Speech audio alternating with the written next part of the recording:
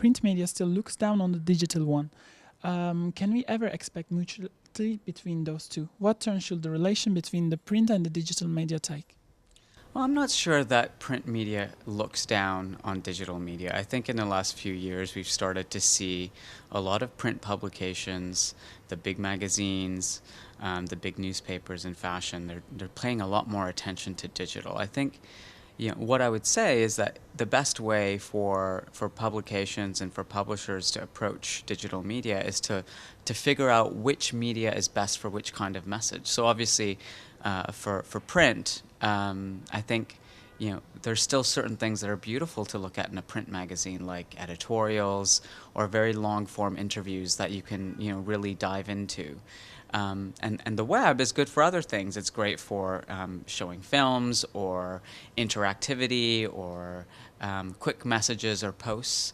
And so the most important thing is, regardless of which medium you choose to use, that you're always speaking with the same point of view.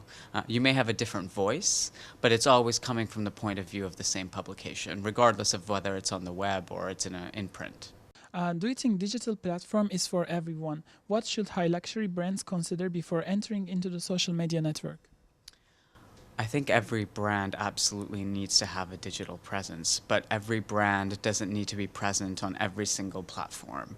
And that's a mistake I think that we see brands make, is that they put their brand in so many different places, and then, for example, then they don't have the resources to manage it. So what I would say is, choose the platforms carefully that allow you to send the messages and have the communication that you want with your consumers, and make sure that you have the resources to then, exploit those new platforms that you've set up. The biggest mistake a brand can make is to set up a Twitter account and then a Facebook account and a Tumblr account and a Foursquare account, and then not have the resources or people to really use them properly. You don't want to go to a brand's Twitter page and then see that they're not really updating it. You don't want to go to a Facebook account and see that it's dead. Make sure you have the resources available, and make sure that the platforms you choose are appropriate for the messages and interaction that your brand is looking for. How can high-end brands protect their concept, exclusivity and scarcity as they go public with millions of fans and UCC? I think we should be careful not to confuse expensive with exclusive. The truth is that most high-end fashion brands are present not only at the very high end in terms of price point, but they're also present in sunglasses and in perfumes, very entry-level opening price points. So, the truth is they need to reach a mass audience. Luxury brands as we know them today are actually also, in some respects, mass consumer brands as well. They need to reach, millions and millions of consumers, and sometimes those consumers are mass consumers. And so there are certain platforms available to them in the digital sphere that enable them to reach those kinds of consumers.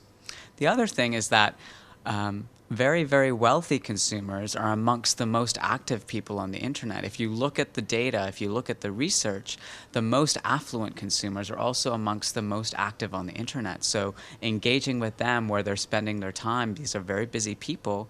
If you want to reach them, you have to go via the internet.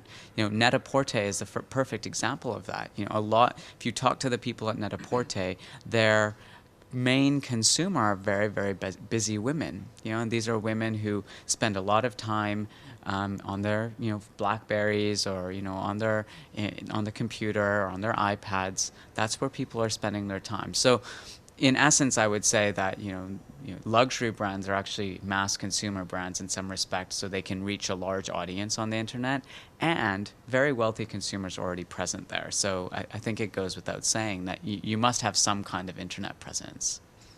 Is fashion movie a new form of marketing? Do you believe it might substitute the concept of lookbooks and fashion shows in future? What we call fashion film is an increasingly used medium for communication about fashion. I don't think, however, at least for now, that fashion films are going to replace fashion shows or lookbooks, and there's several reasons for this. If you talk to most of the editors, most of the buyers, they still want to see the clothes up close. So there still has to be some kind of interaction, whether that's in a presentation or a show or some other format, where the buyers and editors can see the clothes up close. And the second thing is that fashion films, won't replace lookbooks because lookbooks are very functional. It's about looking at the whole look. And fashion films tend to obscure and diffuse the images.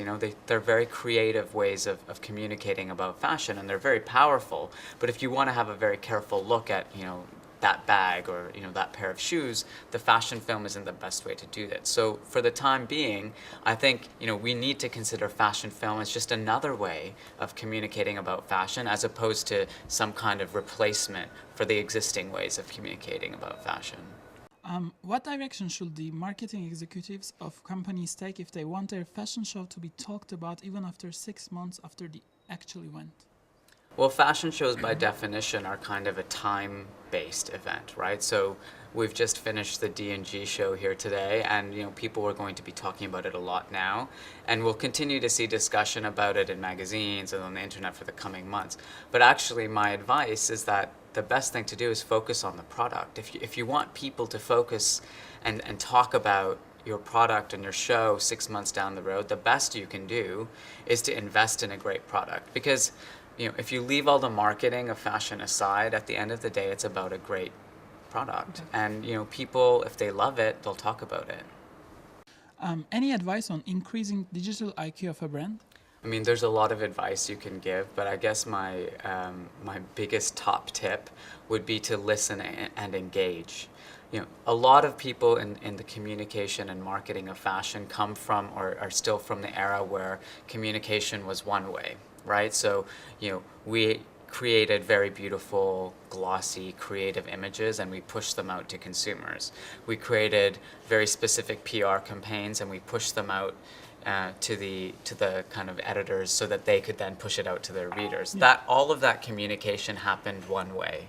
The big thing that's changed now is consumers want to participate in the discussion, and they want to be a part of it.